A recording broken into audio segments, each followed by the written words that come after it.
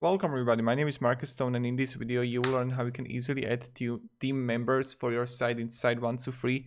So let's just start. First, what you want to do is just click here on add new page, and you're gonna see it here team, and you can choose which one you actually like. I honestly like this one here on the right down corner, but it's really up to you which one you choose. So let's just click here team, and we can see it right here. It's pretty cool and I like it. Now just click manage page, and you can just easily change the positions and everything. So when I'm going to click on the first one, I'll just change the name like Marcus Stone, CEO. Damn, he's good. And choose the image, upload, and I'm going to upload myself.